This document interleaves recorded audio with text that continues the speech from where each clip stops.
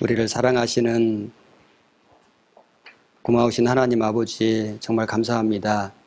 우리가 하나님을 알지 못하였을 때 우리를 먼저 사랑해 주시고 우리를 위해서 십자가에 피 흘려 죽기까지 우리를 사랑하신 고마우신 주님, 우리가 그 주님의 복음의 말씀을 듣고 구원함을 받고 이제 천국에 갈 수 있는 산 소망을 가지고 살게 되었습니다.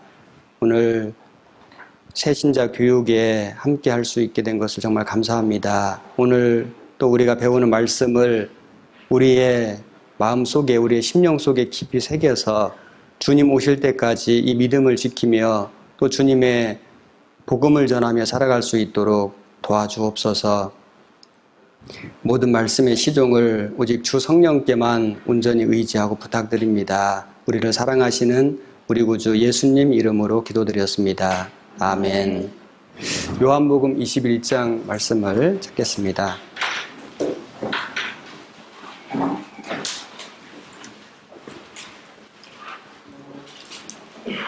요한복음 21장 1절입니다.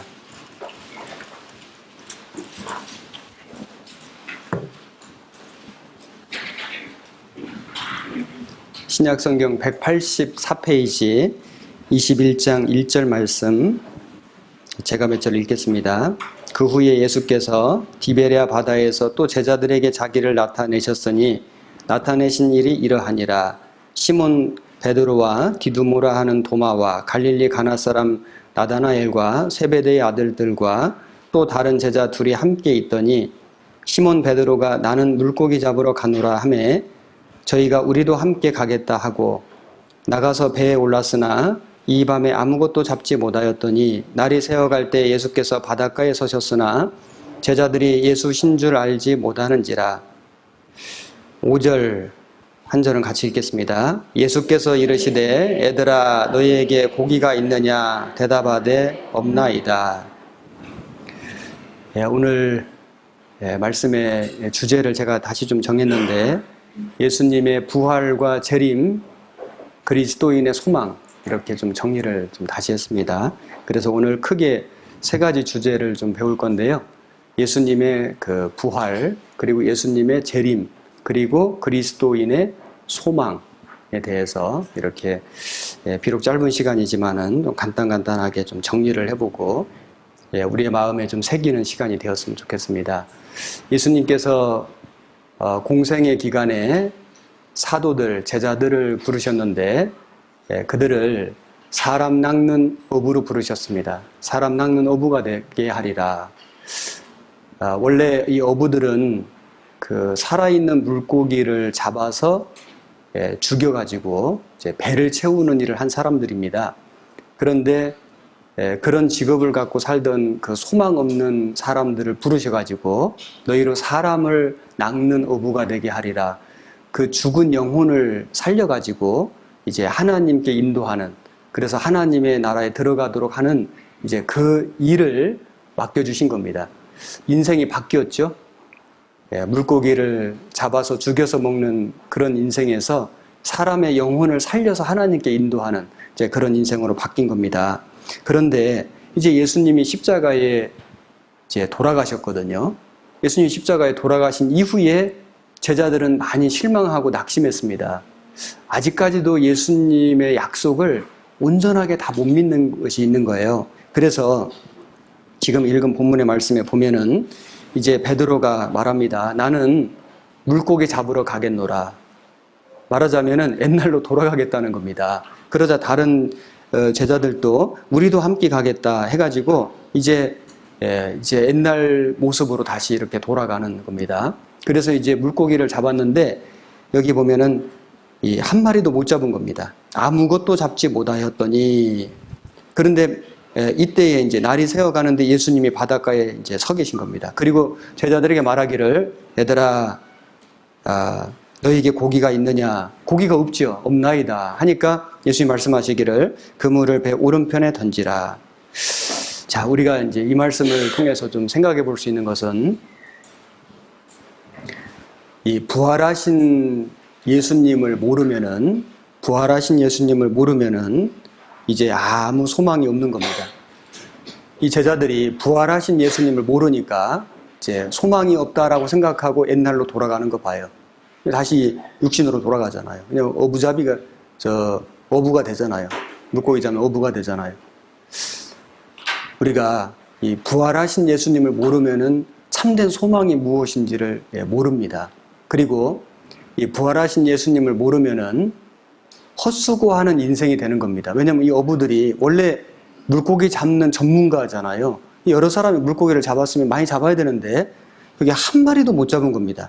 그래서 부활하신 예수님을 만나지 못하면은 이제 헛된 인생, 헛수고하는 인생이 되는 겁니다. 그래서 우리가 예수님의 부활을 우리가 정확하게 안다는 것은 아주 중요한 의미가 있죠. 예수님의 부활을 우리가 올바로 알아야만 우리가 이 예수님의 사명을 다시 한번 깨닫고, 그리고 예수님의 부활을 알아야만 우리는 정말 그 소득이 있는 인생, 그 영혼을 사로잡는 인생, 이런 의미 있는 값진 인생이 될 수 있는 겁니다. 21장 6절에 보시면 이어서 보겠습니다. 가라사대 그물을 배 오른편에 던지라 그리하면 얻으리라 하신대 이에 던졌더니 고기가 많아 그물을 들 수 없더라. 예수의 사랑하시는 그 제자가 베드로에게 이르되 주시라 하니 시몬 베드로가 벗고 있다가 주라 하는 말을 듣고 겉옷을 두른 후에 바다로 뛰어내리더라. 다른 제자들은 육지에서 산 거가 불과 한 50간쯤 되므로 작은 배를 타고 고기 든 그물을 끌고 와서 육지에 올라보니 숯불이 있는데 그 위에 생선이 놓였고 떡도 있더라. 예수께서 가라사대 지금 잡은 생선을 좀 가져오라 하신대 11절 같이 읽겠습니다. 시몬 베드로가 올라가서 그물을 육지에 끌어올리니 가득히 찬 큰 고기가 153마리라. 이같이 많으나 그물이 찢어지지 아니하였더라. 놀라운 기적이 나타났죠. 그래서 그물을 배 오른편에 던지라. 조금 전까지는 한 마리도 못 잡던 제자들이 그냥 예수님 말씀에 순종해서 그물 한번 던졌는데 끌어올릴 수가 없을 정도로 많은 고기를 잡은 겁니다. 그래서 나중에 보니까 그 가득히 찼는데 큰 고기가 153마리더라. 부활하신 예수님을 이제 만나고 나니까 이제 엄청난 이제 소득을 이제 얻게 된 거죠. 많은 물고기를 잡게 된 겁니다. 이 제자들이 이렇게 많은 물고기를 잡을 수 있었던 것은 이제 부활하신 예수님을 만났기 때문이고, 배 오른편에 던지라는 그 주님의 말씀에 순종했기 때문이고, 그리고 이 그물이 준비가 되어 있었죠. 그 그물이 없다든지 아니면 그물이 촘촘하지 않았다든지 튼튼하지 않았다면은 이렇게 많은 물고기를 이렇게 다 잡을 수가 없었겠죠. 그래서 이렇게 많은 물고기를 잡을 수 있었던 것은 부활하신 예수님을 만났고, 그리고 그 예수님의 말씀에 순종했고, 그리고 튼튼한 그물이 준비되어 있었고, 제자들이 합동 협력했기 때문에 많은 물고기를 잡을 수 있었다. 이것을 우리가 좀 교훈으로 삼아보면, 우리 인생이 이제 사람을 낚는 어부잖아요. 우리가 구원을 받은 뒤에는 이제 사람을 낚는 어부로 사람 영혼을 건지는, 하나님께 인도하는 그런 삶을 살아야 되는데, 그러기 위해서 우리는 반드시 부활하신 예수님에 대해서 올바로 알아야 되고, 그리고 그 예수님의 말씀에 순종하는 삶을 살아야 되고, 그리고 튼튼한 그물이 예비되어야 되고, 우리가 합동협력, 한 마음으로 같이 동역해야 된다는 것을 생각해 볼 수 있습니다. 그리고 15절부터 또 제가 읽겠습니다. 저희가 조반 먹은 후에 예수께서 시몬 베드로에게 이르시되 요한의 아들 시몬아 네가 이 사람들보다 나를 더 사랑하느냐 하시니 가로되 주여 그러하에다. 내가 주를 사랑하는 줄 주께서 아시나이다. 가라사대 내 어린 양을 먹이라 하시고, 또 두 번째 가라사대 요한의 아들 시몬아 네가 나를 사랑하느냐 하시니 가로되 주여 그러하에다. 내가 주를 사랑하는 줄 주께서 아시나이다. 가라사대 내 양을 치라 하시고, 세 번째 가라사대 요한의 아들 시몬아 네가 나를 사랑하느냐 하시니 주께서 세 번째 네가 나를 사랑하느냐 하심으로 베드로가 근심하여 가로되 주여 모든 것을 아시오매 내가 주를 사랑하는 줄을 주께서 아시나이다. 예수께서 가라사대 내 양을 먹이라. 자, 우선 여기 보시면은 이 베드로가 누구였습니까? 예수님을 3번이나 부인하고 저주하던 사람이었잖아요. 그런데 베드로하고 가룟 유다는 전혀 다른 삶을 살게 되죠. 가룟 유다는 은30에 예수님을 팔았고 베드로는 예수님을 부인하고 저주하는, 그 부인하고 저주한다는 것도 엄청난 죄잖아요.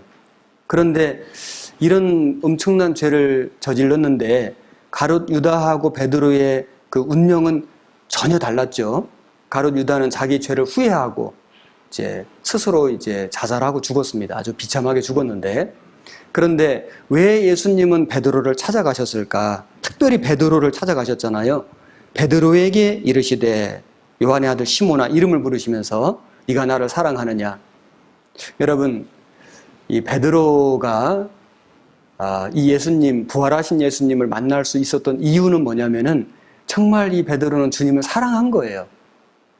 비록 베드로가 예수님을 엉겁결에 부인하고 저주는 했지만은 베드로는 그 예수님을 부인하고 저주할 마음은 없었어요. 그럴 계획이 없었다고요. 그런데 유다는 그럴 마음이 있었습니다. 은30에 팔아먹을 그럴 계획이 있는 거예요. 그래서 평소에도 돈깨를 맡아서 거기 넣는 걸 훔쳐가미러라. 그러니까 예행 연습하다가 결정적으로 이제 자기에게 손실이 있겠다, 이득이 없겠다 생각하니까 예수님을 팔아버린 거잖아요. 그러니까 유다는 의도적이고 계획적인 겁니다. 근데 베드로는 아주 이 우발적인 죄를 지었다, 이렇게 생각할 수 있죠. 그러니까 유다는 예수님을 사랑하는 마음이 없었고 유다는 예수님을 한 번도 주라고 부른 적이 없습니다. 그런데 베드로는 예수님을 정말 진심으로 사랑했고 예수님을 주님으로 섬긴 거예요. 그런데 실수로, 그 순간적인 실수로 우발적으로 자기도 모르게 이 예수님을 부인하고 저주하고 밖에 나가서 심히 통곡하니라. 정말 나는 쓸모없는 사람이다. 야, 세상에 내가 어떻게 예수님을 이렇게 부인하고 저주했을까? 그 베드로를 예수님 찾아가신 거 봐요. 하나님은, 주님은 어떤 사람을 일꾼 삼으시냐면은 주님을 사랑하는 사람, 정말 주님을 진심으로 사랑하는, 주여 내가 주를 사랑하는 줄 주께서 아시나이다. 비록 우리 육신에 좀 연약함은 있지만은 우리의 부족함은 있죠. 그럼에도 불구하고 우리가 정말로 주님을 정말 사랑할 때 주님은 그 사람을 찾아가셔서 그 죄를 용서해 주시고 회복해 주시고 주님의 일꾼으로 삼아 주신다, 이런 것을 알 수 있습니다.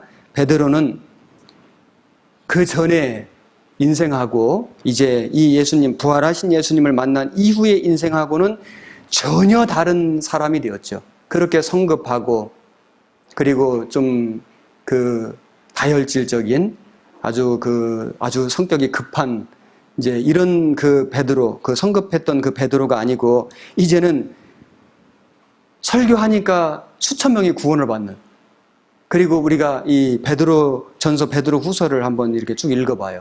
그러면 얼마나 사랑이 많은 그 베드로, 정말 인자한 베드로, 오래 참는 베드로, 교회를 위해서 십자가에 죽기까지 한. 그래서 그 전승에 의하면은 베드로가 이제 순교당할 때 이 십자가에 거꾸로 매달려서 죽었다, 이렇게 그 내려오는 말이 있는데 아마 여기 이 말씀에 예언이 이루어진 것 같습니다. 18절에 내가 진실로 진실로 네게 이르노니 젊어서는 네가 스스로 띠띠고 원하는 곳으로 다녔거니와 늙어서는 네 팔을 벌리리니 남이 네게 띠띠우고 원치 아니하는 곳으로 데려가리라. 그래서 이 베드로가 여기 띠띠고 원하는 곳으로 다녔지만은 늙어서는 네 팔을 벌리리니 원치 아니하는 곳으로 데려가리라. 이 말씀을 하시면 19절에 베드로가 어떠한 죽음으로 하나님께 영광을 돌릴 것을 가리키심이러라. 이 말씀을 하시고 베드로에게 이르시되 나를 따르라 하시니, 그래서 베드로는 이 부활하신 주님을 만난 이후에는 십자가에 거꾸로 못 박혀 죽기까지 정말 충성하는 사람이 된 겁니다. 정말 놀라운 변화죠. 우리가 부활하신 주님을 만난다, 우리가 그 주님의 음성을 듣고 그 주님의 사명을 받는다는 것은 아주 중요한 일이라고 할 수 있습니다. 그 인도 선교사 스탠리 존스라는 사람이 있는데 이 사람이 이제 한 이슬람 사람하고 이렇게 대화를 하게 되었는데 그 이슬람 성도죠. 이슬람 교를 믿는 그 사람이 이제 스탠리 존스를 보고 이제 자랑하기를, 뭘 자랑했냐면 이 메디나에 가면은 우리가 섬기는 신 그 마호멧의 그 관이 있다고, 그 시체가 들어있는 관이 있다고. 그래서 사람들이 이 마호멧이 실존 인물이었구나 이걸 알 수 있도록 되어 있다고 이러면서 막 자랑을 하니까 그 인도 선교사 그 스탠리 존스가 뭐라고 얘기하냐면은 당신 말이 맞기는 맞소. 하지만은 한 가지 알아야 될 것이 있어. 이제 그 이슬람 그 성도가 말하기를 그 예루살렘에 가면은 그 예수님의 무덤은 있지만 예수님이 없지 않냐고 이제 이렇게 이제 비교를 하니까 스탠리 존스가 말하기를 맞다고. 이 예루살렘에 가면은 예수님 무덤은 있지만 빈 무덤인데 그것은 우리 예수님이 살아나셨기 때문이요. 부활하셨기 때문에요. 부활하신 예수님이 거기 무덤에 누워 계실 수가 없잖아요. 빈 무덤이 있다는 것은 정말 큰 은혜입니다. 우리 주님이 죽으실 뿐 아니라 살아나셨다. 이것은 아주 중요한 사건이고, 그리고 우리 모든 성도들에게 이것은 아주 귀한 사건이고, 이것은 우리에게 아주 소망이 되는 겁니다. 초대교회의 우리 성도들이 얼마나 힘있게 복음을 전했습니까? 그 로마 황제 시대에 그 엄청난 핍박과 환란이 있는데도 불구하고 그들이 목숨을 걸고 정말 얼마나 많은 사람이 순교했습니까? 그 카타콤 아시죠? 가보신 분도 계실 텐데 카타콤의 총 길이가 한 900km 정도 된다고 해요. 그리고 거기에 한 300년 동안 한 600만 명의 사람이 거기 죽어서 묻혔다고 하거든요. 정말 엄청난 사람들이 믿음을 지키고 복음을 전하다가 그 지하 동굴 속에서 죽어갔는데 어떻게 그들은 그렇게 힘있게 복음을 전할 수 있었을까? 우리 시대에 뭐 기독교 탄압하는 게 없잖아요. 그런데도 믿음 지키고 복음 전하는 것이 참 어려운데 잡히면 죽을 수 있는 그런 상황 속에서 어떻게 그들은 목숨을 걸고 목숨을 버리고 그렇게 복음을 전할 수 있었을까? 그들은 예수님의 죽으심을 보고 예수님의 부활하심을 목격한 겁니다. 사도행전 1장 8절에 사도행전 1장 3절 먼저 보겠습니다. 3절 187페이지 해 받으신 후에 또한 저희에게 확실한 많은 증거로 친히 사심을 나타내사 40일 동안 저희에게 보이시며 하나님 나라의 일을 말씀하시니라. 예수님께서 이 해 받으신 후에 죽으신 이후에 그리고 40일 동안 저희에게 보이시며 부활하셔서 40일간 함께 교제를 나누신 것이죠. 그리고 9절에 이 말씀을 마치시고 저희 보는 데서 올리워 가시니 구름이 저를 가리워 보이지 않게 하더라. 올라가실 때 제자들이 자세히 하늘을 쳐다보고 있는데 흰옷 입은 두 사람이 저희 곁에 서서 가로되 갈릴리 사람들아 어찌하여 서서 하늘을 쳐다보느냐. 너희 가운데서 하늘로 올리오신 이 예수는 하늘로 가심을 본 그대로 오시리라 하였느니라. 이제 예수님이 십자가에 죽으시고 부활하셔서 40일 동안 보이시고 교제하시고 그들이 이 보는 데서 올리어 가시니 승천이잖아요. 예수님의 죽으심, 부활하심, 승천하심. 자, 이것은 이 당시 성도들에게는 정말 엄청난 증거가 되고 그리고 마음의 위로가 되고 그리고 그것이 그들에게 이 복음을 전할 수 있는 그런 원동력이 됐을 겁니다. 왜냐하면 봤잖아요. 예수님의 죽으심을 받고 부활하신 걸 보고 부활하신 주님과 교제하고 그들이 보는 데서 예수님 올라가셨잖아요. 이것을 봤기 때문에 그들은 아주 죽을 힘을 다해서 아니 죽으면서까지도 복음을 전한 겁니다. 사도행전 4장 1절에 사도들이 백성에게 말할 때 제사장들과 성전 맡은 자와 사두개인들이 이르러 백성을 가르침과 예수를 들어 죽은 자 가운데서 부활하는 도 전함을 싫어하여 저희를 잡음에 날이 이미 저문 고로 이튿날까지 가두었으나 여기 보면 이 당시에 제사장들, 성전 맡은 자, 사두개인들, 그러니까 당시 종교가들이죠. 당시 종교가들이 참 놀라워요. 이 크리스찬들을 이 핍박하는 것은 불신자들이 아니었죠. 종교가들이 핍박했습니다. 그래서 예수를 들어 죽은 자 가운데서 부활하는 도전함을 싫어하여. 그러니까 복음이 뭐냐면은 예수님이 우리 죄를 위해서 죽으셨다만 아니고 나아가서 그가 다시 살아나셨다. 부활하는 도를 전한 겁니다.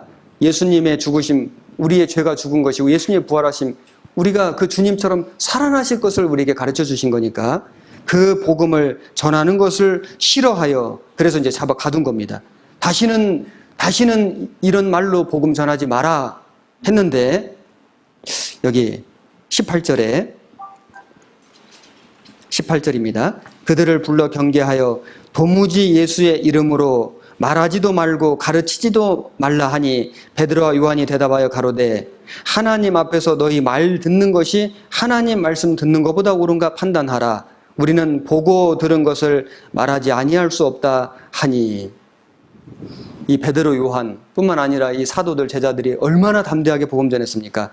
다시는 예수 이름으로 말하지 말라. 감옥에 가둔다, 죽인다 하는데 이 베드로 요한이 말하기를 우리는 보고 들은 것을 말하지 아니할 수 없다 하니. 왜냐하면 봤거든요. 들었거든요.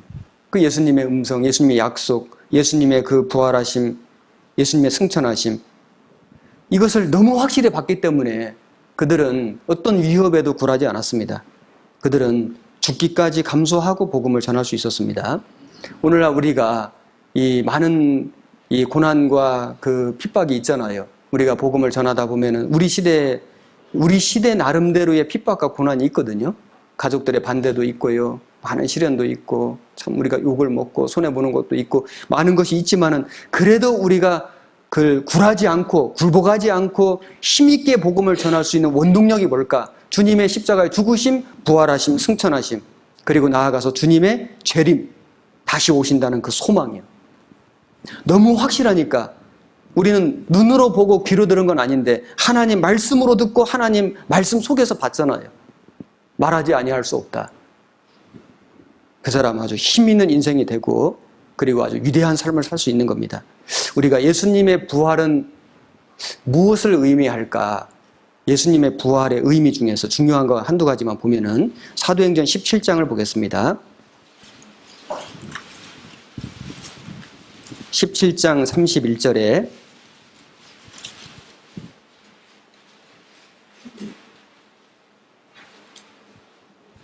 31절 한 절만 같이 읽겠습니다. 이는 정하신 사람으로 하여금 천하를 공의로 심판할 날을 작정하시고 이에 저를 죽은 자 가운데서 다시 살리신 것으로 모든 사람에게 믿을 만한 증거를 주셨음이니라 하니라.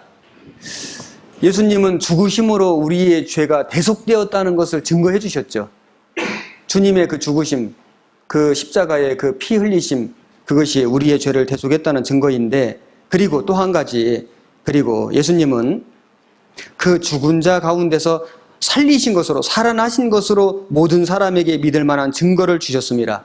그리고 이제 그냥 죽으시고 무덤에 계셨다면 그 주님이 우리를 위해서 대속하셨는지 알 수가 없잖아요. 보증이 없잖아요. 그런데 그 주님이 살아나신 거예요. 살아나신 거예요. 살아나셔서 그 죽으심이 우리의 죄를 대속하셨음을 증거해 주시고 보증해 주시는 거거든요. 그러니까 우리가 야, 이것은 진짜 확실하다. 주님이 살아나신 것으로 우리는 우리의 대속을 믿을 수 있습니다. 그리고 우리의 낮고 천한 이 몸을요, 하나님의 영광의 형체로 변화시켜 주신다는 약속이 빌립보서 3장에 있죠. 주님의 부활은 우리 이 낮고 천한 몸, 이 연약한 몸, 이 부족한 몸, 이 육신이요, 이 죄성 많은 죄의 기질을 갖고 있는 이 몸이 이대로 주님 나라의 천국에 간다면은 천국이 즐겁지가 않잖아요. 우리는 지금도 이 세상에 살면서 사실 우리의 연약함을 매일 깨닫습니다. 참 죄를 안 지어야 되는데 죄에 넘어지기도 하고 미혹이 되고 곁길로도 가고, 참 우리의 이 육신이 너무 연약하죠. 또 우리는 질병에도 약하잖아요. 아프고요, 병들고요, 죽을 수밖에 없는 이런 연약하고 부족한 육체가 아니고 우리의 낮은 몸을 하나님의 영광의 형체로 변화시켜서 주님 나라에 데려가신다는 약속이요. 주님의 부활은 모든 그리스도인들의 부활을 보증하는 겁니다. 아, 주님이 다시 살아나셨다면 우리도 주님처럼 다시 변화되어서 주님 나라에 가겠구나. 예수님께서 부활하신 이후에 제자들이 문을 닫고 이렇게 그 무서워서 숨어 있었잖아요. 그런데 그 문을 통과해가지고, 신령한 몸이죠. 문을 통과해서 제자들 앞에 나타나셨죠. 그래서 그 제자들에게 말씀하시기를 두려워하지 말라. 평안이 있을지어다. 평안이 있을지어다. 예수님의 이 못 박힌 손과 그 창자국을 보여주시면서 평강할지어다. 평안이 있을지어다. 그 부활하신 예수님은 이런 그 벽도 문도 통과하시는 신령한 몸이 된 거잖아요. 우리가 이제 주님 나라에 가면은 그 주님처럼 그 신령한 몸이 될 겁니다. 죄가 없는 몸, 병들지 않는 몸, 늙지 않는 몸, 죽지 않는 몸, 이런 몸이 되어서 주님 나라에 가게 될 겁니다. 자, 그래서 예수님의 부활은 우리에게 아주 중요한 사건입니다. 그리고 그 부활 승천하신 주님이 다시 오신다는 약속이 성경에 참 많이 있거든요. 요한계시록 22장을 찾겠습니다. 요한계시록 22장 7절 말씀, 422페이지입니다. 7절에 같이 읽겠습니다. 보라, 내가 속히 오리니 이 책의 예언의 말씀을 지키는 자가 복이 있으리라 하더라. 그리고 12절도 보겠습니다. 같이 읽겠습니다. 보라, 내가 속히 오리니 내가 줄 상이 내게 있어 각 사람에게 그의 일한 대로 갚아주리라. 그리고 20절입니다. 같이 읽겠습니다. 이것들을 증거하신 이가 가라사대 내가 진실로 속히 오리라 하시거늘 아멘 주 예수여 오시옵소서. 자, 요한계시록은 이 성경의 가장 마지막 책이죠. 그리고 지금 22장은 요한계시록 중에서도 가장 마지막 장이죠. 우리가 편지를 쓰면요, 그 편지의 그 중요한 인사말을 마지막에 한다고요. 우리가 책을 읽어보면은 그 저자가 정말 중요한 메시지를 이렇게 끝에 이렇게 적는다고요. 하나님께서 우리에게 성경을 주셨는데 성경의 가장 마지막 장에다가 더군다나 한 번도 아니고 두 번도 아니고 세 번이나 약속하셨습니다. 뭘 약속하셨어요? 보라, 내가 속히 오리니 다시 오시겠다는 약속이요.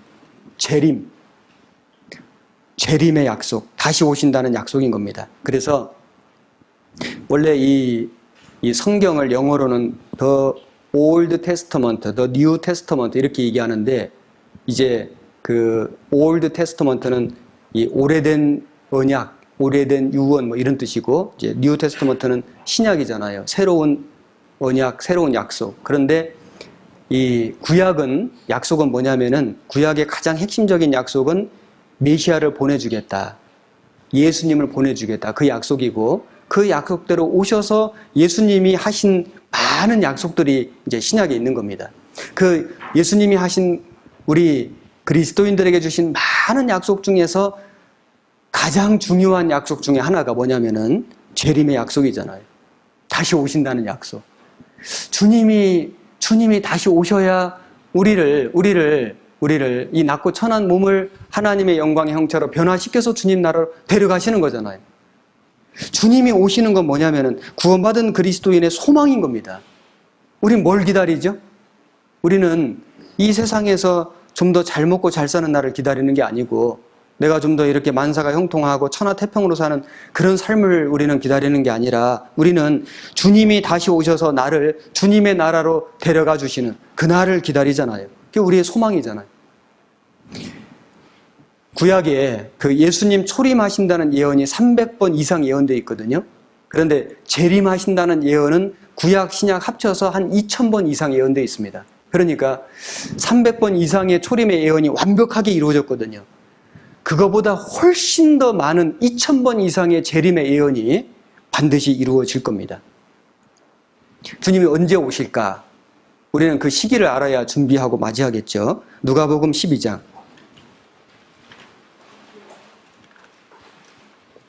누가복음 12장 35절입니다. 35절부터 115페이지, 35절부터 제가 읽겠습니다. 허리에 띠를 띠고 등불을 켜고 서 있으라. 너희는 마치 그 주인이 혼인 집에서 돌아와 문을 두드리면 곧 열어주려고 기다리는 사람과 같이 되라. 주인이 와서 깨어 있는 것을 보면 그 종들은 복이 있으리로다. 내가 진실로 너에게 이르노니 주인이 띠를 띠고 그 종들을 자리에 앉히고 나와 수종하리라. 주인이 혹 이경에나 혹 삼경에 이르러서도 종들의 이같이 하는 것을 보면 그 종들은 복이 있으리로다. 너희도 아는 바니 집주인이 만일 도적이 어느 때에 이를 줄 알았다면 그 집을 뚫지 못하게 하였으리라. 이러므로 너희도 예비하고 있으라. 생각지 않은 때 인자가 오리라 하시니라. 자, 여기 보면 예수님이 언제 오실까? 예수님은요, 혹 이경에나 혹 삼경에 이르러서도, 이 유대인들은 결혼식을요 저녁에 합니다. 저녁이나 밤에 하거든요. 그래서 여기 주인이 이제 그 혼인집에 이제 갔다가 돌아오는데 혹 이경에나 혹 삼경에, 밤을 이 로마식으로 나누면 사경으로 나누는데 여기 그 이경은 오후 9시, 밤 9시부터 12시입니다. 삼경은 이 밤 12시부터 새벽 3시거든요. 그러니까 이경에나 혹 삼경에, 늦은 밤이죠. 새벽이잖아요, 새벽. 주인이 혼인집에 갔다가 돌아오는데, 이렇게 늦은 밤 새벽에 돌아오는데 종들이 띠를 띠고, 그 허리에 띠를 띠고 등불 켜고 서서 주인 기다리는 그 사람에게는 복이 있으리로다. 이렇게 말씀하신 겁니다. 주님이 재림하실 때 언제 재림하시냐면은 세상에 죄악이 충만할 때요. 인간의 역사가 이렇게 점점 이제 지나가서 이제 역사의 끝이 되면은요, 이제 아주 캄캄한 밤이 됩니다. 영적으로 아주 어두운 상태가 되는 거예요. 지금 우리 사는 세상이요, 정말 캄캄한 밤이잖아요. 얼마나 죄가 충만한지.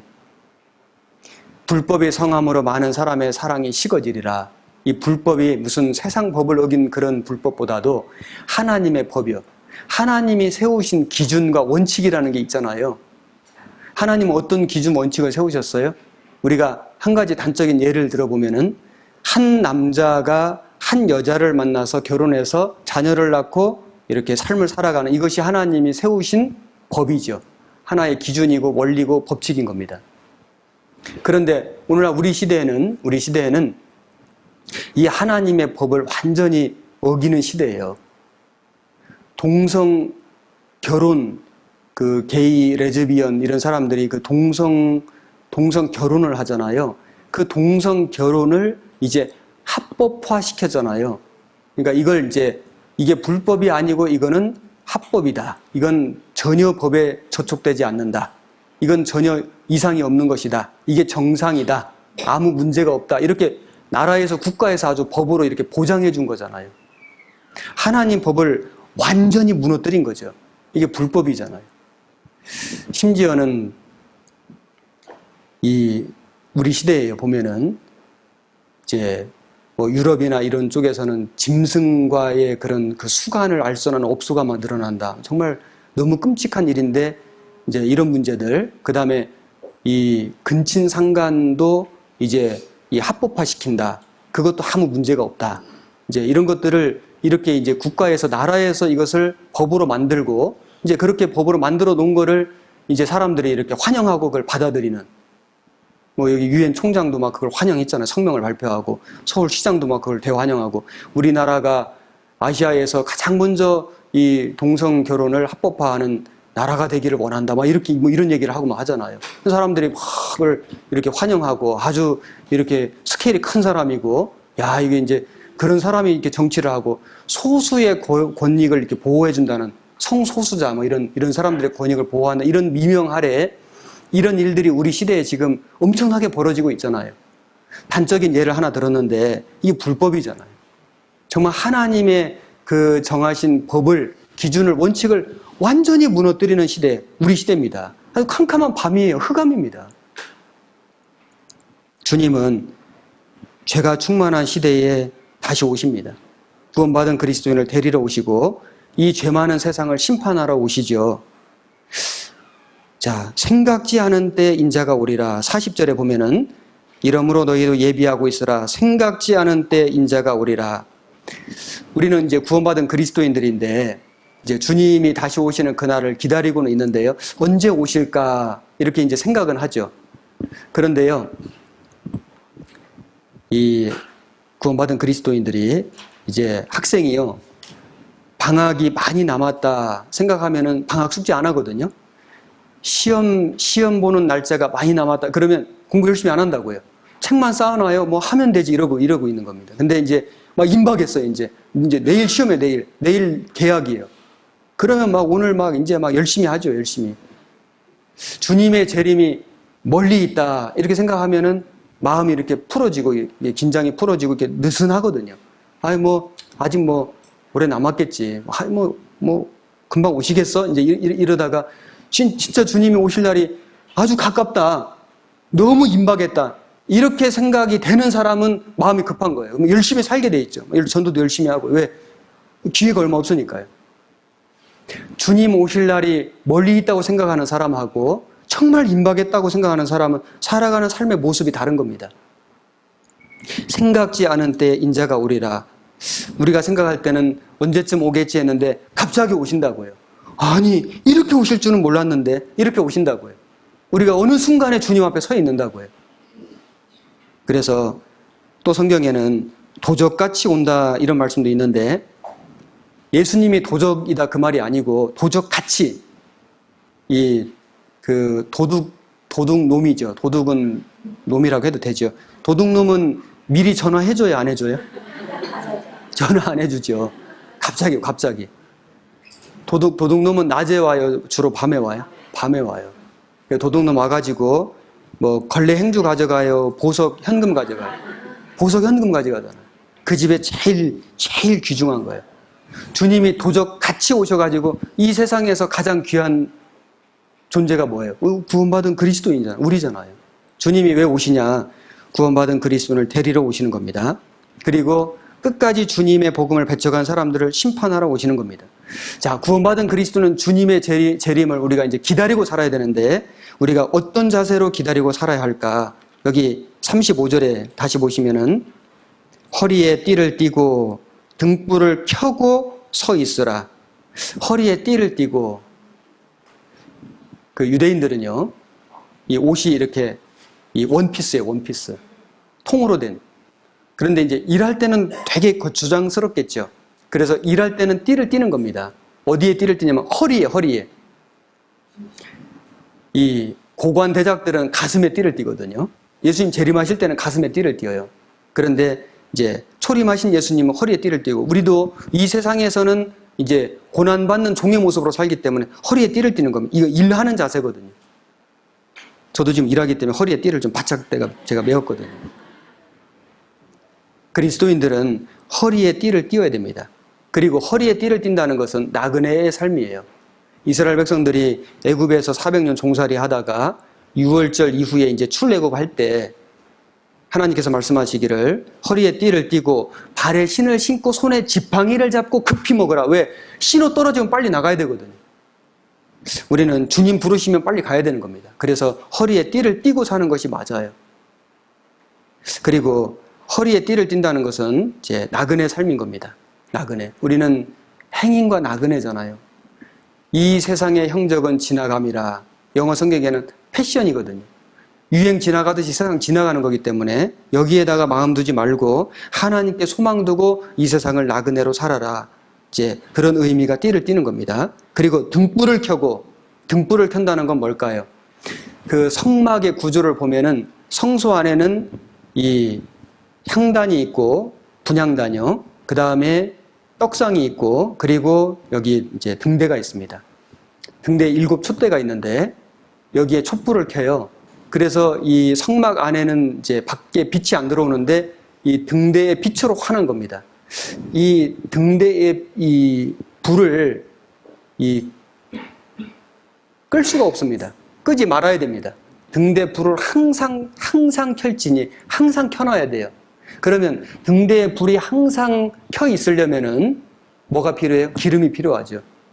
감람유를 끊이지 않고 공급해야 됩니다. 이 감람유는 성령의 모습이죠. 성령. 자, 우리 안에 우리가 이제 세상에 빛이 되고 이제 주님을 드러내는 우리가 이 빛이 돼야 되는데 우리가 이 빛을 계속 비추려면은 우리는 발광체는 아니죠. 주님은 발광체예요. 해와 같고 우리는 반사체잖아요. 그 빛을 받아서 비추는.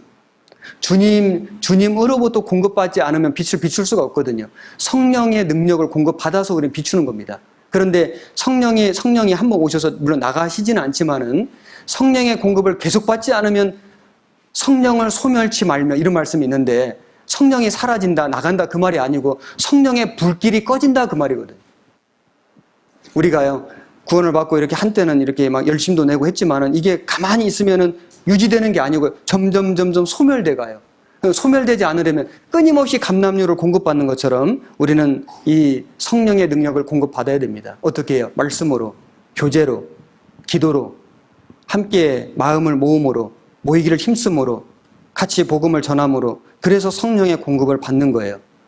그리고 서 있으라 그랬습니다. 자, 서 있는 게 뭘까요? 서 있다 이 말은 일단 위치거든요. 위치.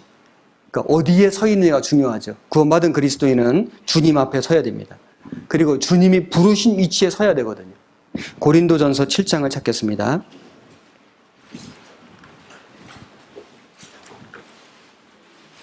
고린도전서 7장 17절에 신약 270페이지 17절 한 절만 같이 읽겠습니다. 오직 주께서 각 사람에게 나눠주신 대로 하나님이 각 사람을 부르신 그대로 행하라. 내가 모든 교회에서 이와 같이 명하노라. 20절 한 절만 같이 읽겠습니다. 각 사람이 부르심을 받은 그 부르심 그대로 지내라. 또 24절 한 번 더 같이 읽겠습니다. 형제들아 각각 부르심을 받은 그대로 하나님과 함께 거하라. 여기 부르심을 받은 그대로 그 부르신 그곳에서 주와 함께 거하라. 우리는요, 이 구원받은 어떤 위치가 있습니다. 이 불신자 가정에서 구원받을 수도 있고요. 그리고 이제 기독교 집안에서 구원받을 수도 있죠. 어떤 직장에서 구원을 받았는데 거기 믿는 사람이 없어요. 핍박하는 사람뿐이에요. 뭐 여러 가지 그런 그 다른 위치, 상황들이 있을 겁니다. 그런데 야, 이거 신앙 지키기 힘드네. 복음 전하기 어렵네. 위치를 옮기지 말고요. 자기 임의대로 아이고 뭐 여기 복음 좀 전하니까 막 핍박이 있네. 아유, 난 여기서는 믿음 못 지키겠네. 이렇게 옮기면 안 된다는 거죠. 부르심을 받은 그곳에서 주와 함께 거하라. 주님이 거기서 나를 부르셨을 때는 이유가 있는 겁니다. 나를 불신자 집안에서 구원했다. 기독교 집안이지만은 구원 안 받은 사람 속에서 나를 구원했다. 그러면 주님이 나를 거기서 부르실 때는 그곳에서 내가 할 일이 있기 때문에 부르신 거잖아요. 거기에서 주님을 더 의지하고 그리고 이제 믿음으로 그것을 이렇게 견디고 또 정말 주님이 뜻하시면은 주님이 옮겨주실 때까지 거기 거하는 게 필요한 겁니다. 위치 지키는 거죠. 그리고 또 이 위치는 뭐냐면 이제 두 가지 큰 위치가 있는데 하나는 육신의 위치고 하나는 영적 위치입니다. 육신의 위치는 뭐냐면은 이런 거예요. 구원받기 전에는 아버지답게 안 살았어요. 이 아버지 중에 좀 무책임한 아버지도 있고 좀 가족 안 보살피는 아버지도 가끔 있잖아요. 어머니도 어머니 위치에서 벗어났어요. 그런데 구원을 받았어요. 남편과 아내가 있는데 서로 위치를 벗어났어요. 죄도 짓고 서로 불신하고 그런 어떤 이 상황 속에서 구원을 받았어요. 그럴 수도 있죠. 자, 그런데 여기에 서 있으라, 위치 지키라 그 말은 일단은 이 아버지 위치로 돌아가라, 어머니 위치로 돌아가라. 구원을 받고 정상적인 신앙생활을 하면 반드시 원래 있어야 될 위치로 돌아갑니다. 아버지다운 아버지가 돼요. 어머니다운 어머니요. 남편다운 남편, 아내다운 아내, 자식다운 자식이 되도록 돼 있습니다. 되는 게 정상이에요. 육신 위치 지키는 거거든요. 육신의 위치를 지켜야 하나님 앞에 영적 위치를 지킬 수 있어요. 영적 위치는 교회 안에 있는 겁니다. 교회 안에. 말씀 안에요. 그래서 주일날 교회 오시는 게 위치 지키는 거예요. 수요일날 말씀 들어오시고요. 구역모임 가고 조모임 가고 이 위치 지키는 거잖아요. 있어야 될 위치에 있어야지 공급받거든요. 서 있으라. 서 있는 건 힘들죠. 서 있는 건 앉아 있는 것보다는 더 힘들어요. 그런데 서 있다 그 말은 위치 지키고 일하는 거거든요. 수고하는 겁니다. 하나님이 그 사람에게 복을 주신다고 약속하신 겁니다. 그래서 육신의 위치를 벗어나면요, 하나님 앞에 위치 지킬 수가 없어요. 아예 하나님 앞에서만 잘하면 되지 뭐 교회 가서만 잘하면 되지. 아닙니다. 그건 올바른 신앙생활이 아닙니다. 그래서 직장에서, 가정에서, 교회에서 그 위치를 이렇게 우리가 균형 있게 지켜가는 그것이 하나님 앞에 서 있는 모습입니다. 우리는 주님을 기다리는데 기다리는 자세는 허리에 띠를 띠고 그리고 이 등불을 켜고 그리고 서 있어라. 그래서 이런 마음 자세로 가정 일도 열심히 하고 직장 일도 열심히 하고 교회 안에 신앙생활도 충실하게 하는 가운데서 주님을 맞이하는 거예요. 그래서 그 휴거 사건이 있을 때 두 사람이 밭에 있으면 한 사람은 데려감을 당하고 두 여자가 매를 갈고 있으면 한 여자는 데려감을 당하고 정상적인 직장 생활을 한 거잖아요. 따로 모여서 무슨 이상한 종교 생활한 게 아니고 정상적인 자기 일을 하면서 여자들은 정상적으로 자기 집안일을 하면서 주님 섬기다가 주님 맞이하는 거잖아요. 이것이 서 있는 위치다 이렇게 말씀드릴 수 있습니다. 그리고 우리 시대는 정말 주님의 재림이 임박한 시대입니다. 요한계시록 22장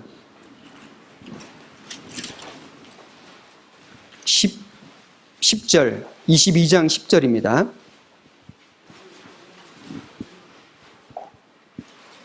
또 내게 말하되 이 책의 예언의 말씀을 인봉하지 말라.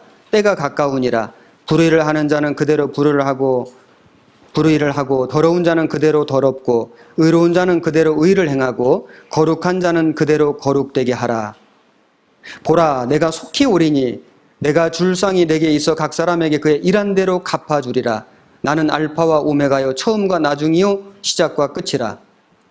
여기 보면은 이 책의 예언의 말씀을 인봉하지 말라, 이제 닫아두지 말라, 이제 이걸 열어두어라, 오픈하라 이 말이죠. 다니엘서에 보면은 하나님이 다니엘에게 예언의 말씀을 주시고는 마지막 때까지 간수하고 봉함할 것이니라. 왜냐하면 그 시대는 아직 하나님의 예언이 다 이루어지는 시대가 아니에요. 근데 다니엘은 이게 무슨 말씀인지 다 못 깨달았어요. 이걸 간수하고 봉함하라. 그런데 이제 요한계시록 여기 22장에는 이제 이 말씀을 인봉하지 말라. 왜 그럴까요? 이제 하나님의 모든 예언이 다 성취되는 시대예요. 우리 시대가요. 성취되지 않은 말씀이 하나도 없습니다. 왜냐하면 이제 마지막 시대가 된 겁니다. 주님 오실 때가 된 겁니다. 그래서 11절에 불의를 하는 자는 그대로 불의를 하고 더러운 자는 그대로 더럽고 의로운 자는 그대로 의를 행하고 거룩한 자는 그대로 거룩되게 하라. 이 말을 우리가 이제 오해하면은 죄 짓는 사람은 그냥 놔두고 구원 안 받는 사람도 그냥 둬야 되나 보다 이런 말씀이 아니고요. 마지막 시대가 되면은 주님 오실 시대가 되면은 이 사람들이요 완전히 두 갈래로 갈라진다는 거예요. 그러니까 구원받은 사람은 정말 거룩된 삶을 추구하고 그렇지 않은 사람들은 정말 패역한 삶을 살아가는 겁니다. 그래서 이 불의를 하는 자는 그대로 불의를 하고 더러운 자는 그대로 더럽고 구원을 안 받은 사람들이 그렇게 죄를 짓고 그 불의와 타협하고 그렇게 패역하게 살더라도 그거는 하나님께 맡겨두고 구원받은 그리스도인들은 거룩한 삶을 유지하라 이런 말씀이거든요. 세상을 쫓아가지 말고 세상을 닮아가지 말고 구원받은 그리스도인들은 여기 의로운 자는 그대로 의를 행하고 그리고 거룩한 자는 그대로 거룩되게 하라. 우리가 정말로 구원을 받았으면 열매를 맺히고 정말로 우리가 이 세상에 빛이 되었으면 빛을 드러내고 소금이 되었으면 녹고 그래서 주님의 그 복음을 전하다가 주님 만나라. 적극적으로 주님 일을 할 것을 말씀하신 겁니다. 12절에 보라 내가 속히 오리니 내가 줄 상이 내게 있어 각 사람에게 그의 일한 대로 갚아주리라. 어떤 사람이 열심을 내냐면은 주님이 오신다. 오실 날이 너무 가깝다. 주님이 오셔서 내게 상을 주실 것이다. 그것을 참으로 아는 사람, 그것을 참으로 믿는 사람은 열심을 내서 살아갈 겁니다. 그리고 주님은 그 상을 실제 주실 겁니다. 각 사람에게 상은 개인상이죠. 개인상. 우리 한 사람 한 사람 지금은 잘 모르지만 주님 앞에 가면은 다 드러날 거예요. 그죠? 어떤 사람은 정말 깜짝 놀라겠죠. 상을 많이 받는 사람도 있고. 우리는 주님 앞에 가서 상 많이 받는 사람이 되어야 됩니다. 그리고 이제 이 주님의 그 부활과 주님의 재림, 이제 그 주님의 부활하심, 그 주님의 재림하심, 그 부활 재림을 기다리는 삶이 소망의 삶이에요. 그리스도인의 소망이요, 소망. 우리의 소망은 무엇일까? 베드로전서 1장을 찾겠습니다. 베드로전서 1장 3절.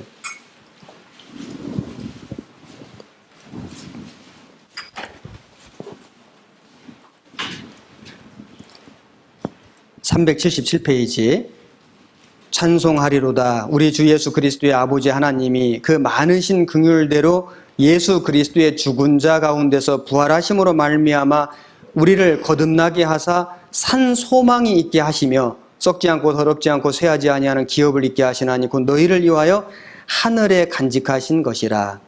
여기 보면은 예수 그리스도의 죽은 자 가운데서 부활하심으로 말미암아 우리를 거듭나게 하셨죠.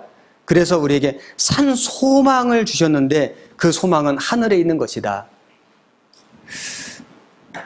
원래 이 복자 있잖아요. 복자. 한자로 복복자. 복자는 이 제단 옆에 한일자, 입구자, 받전자인데요. 그 하늘과 땅 사이의 사람이 하나님께 제사를 드림으로 하나님이 주시는 복. 이게 이제 복인 겁니다. 이게 진짜 복이죠. 하늘에 있는 신령한 복. 그래서 우리 옛날 어르신들 막 치마 쪼고리에 막 그 젓가락에 복자 이렇게 세로로 새겨놓은 거 봐요. 옛날에. 얼마나 복을 간절히 바랬으면. 그런데 옛날 어른들이 바란 복은 이 세상에서 잘 먹고 잘 사는 복이에요. 그건 없어지고 썩어지는 복인 겁니다. 그런데 우리는 어떤 복을 원하냐면은 하늘에 간직하신. 그래서 이 중국 사람들은요, 이 복자를요, 이 대문에 써놓기를 이렇게 거꾸로 써놓는데요. 막 집에 쏟아지라고. 집에 쏟아지라고. 복자를 써놓는다고, 거꾸로 써놓는다고 복이 쏟아지는 게 아니고 복받을 일을 해야지 복이 오는 거죠. 그래서 우리는 이 하늘에 산 소망을 가지고 사는 사람들이다. 사도행전에 보면은 그 미문이라고 하는 곳에서 그 안전뱅이가 이제 구걸을 하는데 베드로 요한이 가서 보니까 불쌍하거든요. 은과 금은 내게 없지만 내게 있는 것으로 네게 주노니 나사렛 예수 그리스도의 이름으로 명하노니 걸으라 하니까 이 사람이 벌떡 일어나요. 그 안전뱅이가 뭐예요? 땅에 소망 두고 땅에 기어다니며 사는 사람이 그 예수님의 이름으로 명하니까 일어나는 거 봐요. 발목에 힘을 얻고 일어나서 걸으며 뛰며 하나님을 찬미하더라. 놀라운 변화죠. 우리가 구원받기 전에 안전뱅이였습니다. 세상에 썩어질 것에 소망 두고 살았습니다. 그런데 우리가 예수님을 알고 예수님의 죽으심, 부활하심, 그리고 다시 오심을 믿을 때 우리는 발목에 힘을 얻고요.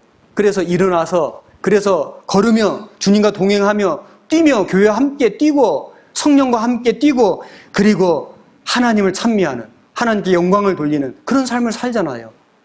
이건 놀라운 변화입니다. 하늘에 소망을 두고 살아가는 삶의 모습이죠. 고린도 후서 4장입니다. 고린도 후서 4장 16절 289페이지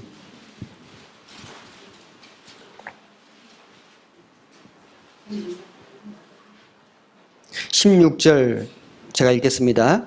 그러므로 우리가 낙심하지 아니하노니 겉사람은 후패하나 우리의 속은 날로 새롭도다.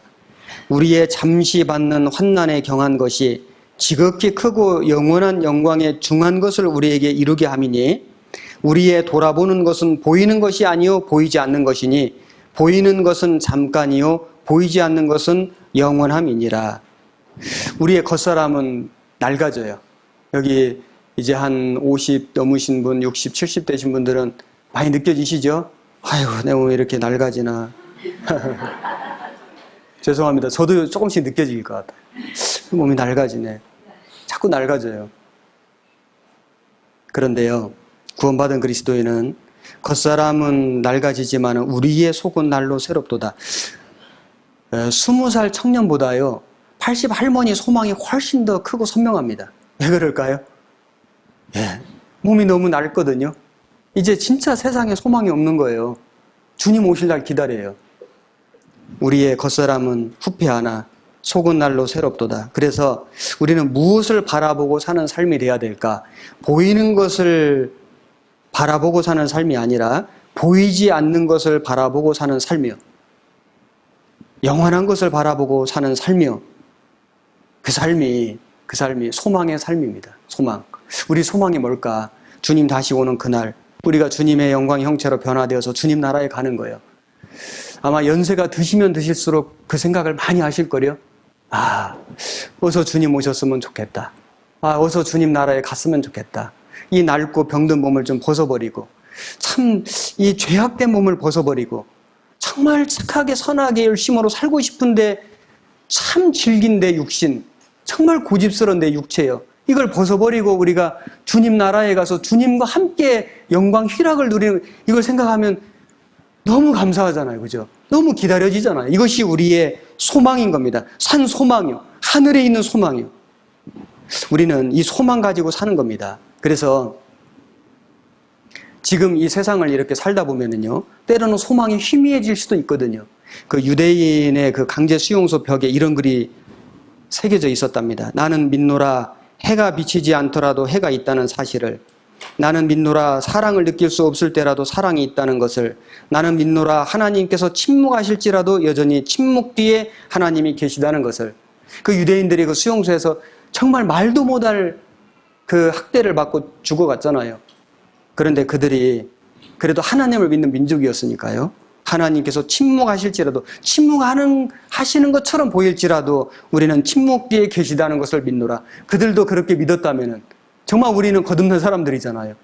우리의 삶은 어떤 때는 좀 주님이 침묵하시는 것처럼 보여요. 왜 이렇게 고난 당하는데 주님 모른 채 하시지? 이렇게 불러도 왜 안 오시지? 왜 빨리 내 기도를 안 들어주시지? 침묵하시는 것처럼 보일지라도 그 뒤에 우리 주님이 계시다는 것을 우리는 믿어야 됩니다.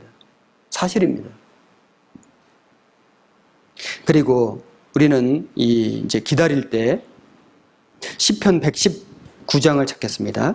시편 119장.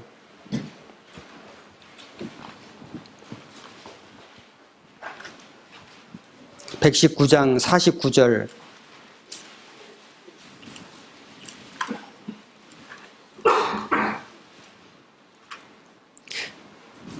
(49절) 50절 같이 읽겠습니다. 주의 종에게 하신 말씀을 기억하소서. 주께서 나로 소망이 있게 하셨나이다. 이 말씀은 나의 곤란 중에 위로라. 주의 말씀이 나를 살리셨음이니이다. 여기 보면은 주의 종에게 하신 말씀을 기억하소서. 나로 소망이 있게 하셨나이다. 이 말씀을 주셨는데요. 그 말씀 때문에 이제 소망을 얻는데, 이 말씀이 곤란 중에 위로라. 나를 살리셨음이니이다. 여러분, 그 노아의 가족들이요, 그 방주를 만들어서 이제 구원을 받았는데, 그 방주 속에 갇혀서요 1년 남짓을 살았습니다. 아무리 방주가 큰 배라고는 하지만은 그 방주에 갇혀서 1년 살아봐요. 참 답답한 삶이죠. 그리고 거기 모든 짐승이 암수 한 쌍씩 탔잖아요. 물론 하나님이 겨울잠을 자게도 하시고 해가지고 했지만은, 그래도 얼마나 할 일이 많았을까요? 그 수없이 많은 짐승들이 한 쌍씩 탔는데, 그거 먹이고, 그죠? 그거 치우고요, 그거 돌보고요. 정말 많이 바빴을 겁니다. 힘들었을 겁니다. 냄새도 나고요. 1년 동안요. 그런데 그 노아의 가족들은 어떻게 그 1년을 잘 보낼 수 있었을까? 소망 중이에요. 무슨 소망? 이제 방주가 어느 곳에 다다를 것이다. 그리고 방주의 문이 열릴 것이다. 우리는 이제 새 세상을 보게 될 것이다. 아니, 그 소망이 없었겠어요? 그리고 이제 속상할 때마다, 힘들 때마다 이 하늘 있잖아요. 하늘이 보이는 거예요. 그 창이 위로 나 있거든요, 위로. 그래서 보면은 홍수가 나고, 거기 그 심판받은 사람들, 그 짐승들 그 시체들이 보이고요. 이걸 보면은, 우리가 비록 여기에 좀 갑갑한데 갇혀는 있지만은, 그런데 우리가 이 심판을 면하고 우리가 하늘을 바라보고 이렇게 살아갈 수 있다는 게 얼마나 감사하냐. 감사가 넘쳤지 않았겠어요? 우리가 구원을 받고 나서 이 교회가 방주입니다. 그런데 일이 많아요.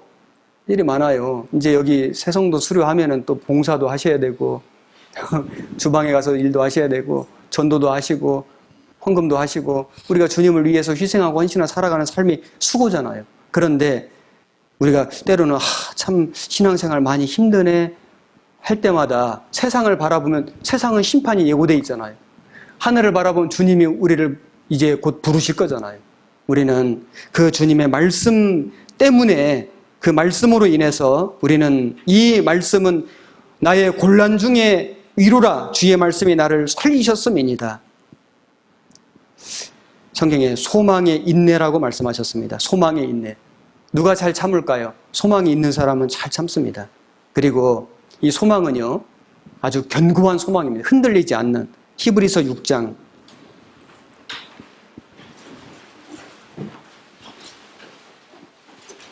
19절에 358페이지 19절 한 절만 같이 읽겠습니다. 우리가 이 소망이 있는 것은 영혼의 닷 같아서 튼튼하고 견고하여 휘장 안에 들어가나니.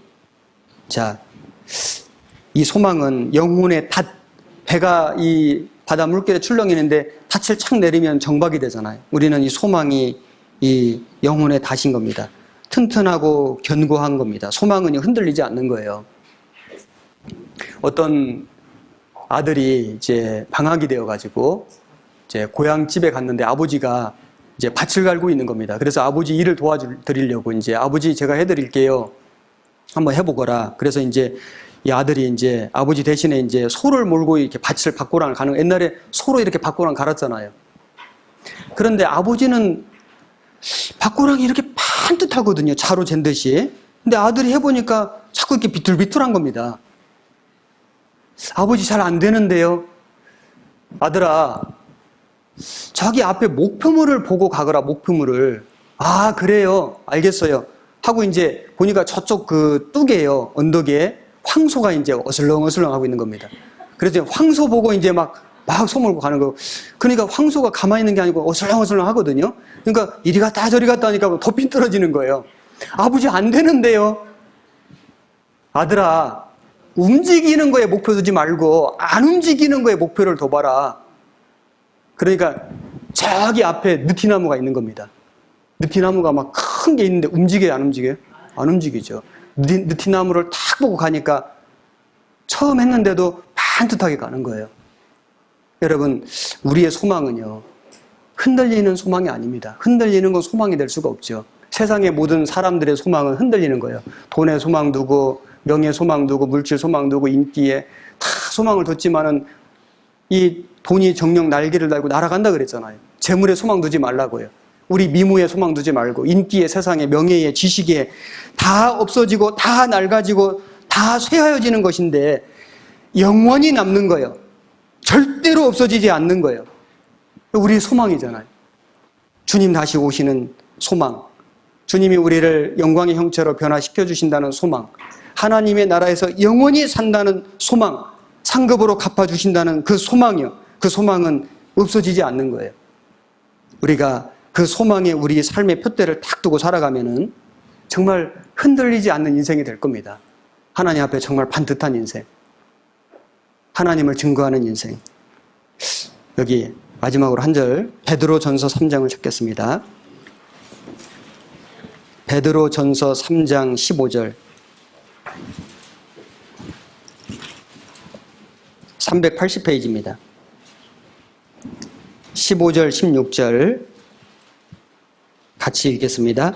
너희 마음에 그리스도를 주로 삼아 거룩하게 하고 너희 속에 있는 소망에 관한 이유를 묻는 자에게는 대답할 것을 항상 예비하되 온유와 두려움으로 하고 선한 양심을 가지라. 이는 그리스도 안에 있는 너희의 선행을 욕하는 자들로 그 비방하는 일에 부끄러움을 당하게 하려 함이라. 자, 우리 마음에 그리스도를 주로 삼았죠. 우리 주님은 우리의 말 그대로 주님, 그 말은 주인님, 주님이 우리의 주인이 되셨잖아요. 그리스도를 주로 삼았습니다.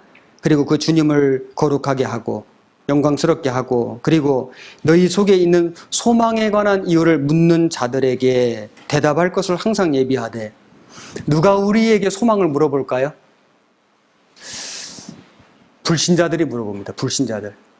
우리 가족 중에 안 믿는 불신자들이요. 너는 왜 살아?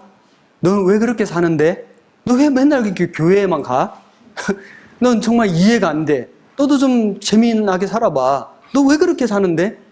불신자들이 우리에게 소망을 물어봅니다. 그럼 우리 뭐라고 대답해야 될까요?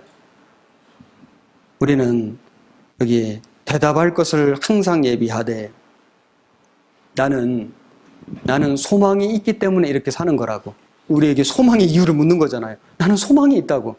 나는 정말 거듭났고 그리고 정말 주님의 사랑을 깨달았고 나도 주님을 사랑하고 그 주님이 다시 오실 것이고 이 세상은 정말 다 없어지는 거기 때문에 난 영원한 곳에다가 소망 두고 사는 거라고. 우리가 여하튼 이제 모양은 다르겠지만은 그 소망에 관한 이유를 묻는 자들에게 대답할 걸 예비하고 살아야 되잖아요.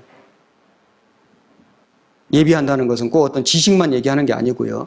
우리의 삶이 그걸 대답해 줄 수 있어야 되잖아요. 아, 너는 그게 소망이구나. 너는 하나님께 소망 두고 사는 거구나. 세상 사람들로 그걸 알게 해야 됩니다. 불신자들이 소망에 대해서 물어볼 겁니다. 마귀도 물어보겠죠? 너 왜 그렇게 사는데? 마귀가 여러 가지 세상에 그 유혹을 가지고, 그죠? 미혹하고 할 때에 우리는 마귀에게도 나는 이 소망 가지고 살아간다. 얘기하면요, 마귀가 더 이상 우리를 괴롭힐 수가 없을 겁니다. 소망에 관한 이유를 묻는 자에게 대답할 것을 항상 예비하되 온유와 두려움으로 하고 선한 양심을 가지라.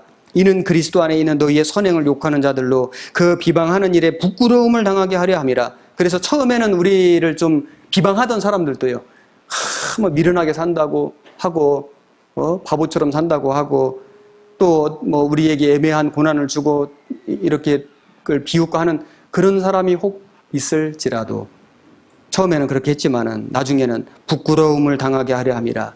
야, 네가 진짜 믿는 거다. 정말 믿으려면 너처럼 믿어야 된다. 나도 너처럼 믿고 싶다. 사실 우리가요, 소망에 관한 이유를 이야기하는 것 자체가 전도입니다. 우리의 삶이 우리 소망을 보여줘야 돼요. 우리의 그 모습이 우리의 소망을 보여줘야 되고 우리의 말이 소망을 보여줘야 됩니다. 그게 전도거든요. 우리 주님을 증거하는 거잖아요. 사람들이 처음엔 비방할지 모르지만 부끄러움을 당하고 나중에는 너처럼 되고 싶다. 이게 이제 복음 전해지는 거예요. 이것이 우리의 삶인 겁니다. 그래서 오늘 제가 평소보다 말을 좀 빨리 한 것 같아요. 하고 보니까. 왜냐하면 시간이 1시간인데요. 굉장히 많은 분량이라 저도 모르게 마음이 급해서 그런지 오늘 11시 소집해도 제가 말을 얼마나 빨리 했는지 복음 생활까지 다 했는데 오늘 예수님의 이 죽으심, 이제 예수님의 부활과 그리고 예수님의 승천, 예수님 재림, 그리고 그리스도인의 소망에 대해서 오늘 우리가 함께 배웠는데 이 말씀들을 우리의 그 마음 속에요, 우리 심령 속에 좀 깊이 새겨 놓으면은 이것이 우리에게 정말 큰 위로가 되고 우리가 신앙생활 할 때에 큰 힘이 될 거라고 생각합니다. 같이 기도하겠습니다. 고마우신 주님, 정말 감사합니다. 우리를 구원해 주시고 우리에게 또 약속을 주셨습니다. 다시 오신다는 그 주님의 약속을 우리가 기다립니다. 그 주님 오셔서 우리의 이 낮은 몸을 하나님 영광의 형체로 변화시켜 주시고 그리고 우리에게 그 신령한 몸으로 입혀주실 그날을 우리가 정말 소망합니다. 여기 머리 숙여 기도하는 모든 분들 이제 그 소망을 가지고 우리의 남은 때를 주님의 영광을 위해서 살게 해 주시옵소서. 우리 각 사람을 주님의 말씀의 귀한 일꾼으로 삼아 주시고 우리를 통해서 하나님의 많은 역사를 이루어 주시옵소서. 우리의 남은 모든 생애를 자비로우신 주님의 손길에 온전히 의지하오며 우리를 사랑하시는 예수님 이름으로 기도드렸습니다. 아멘.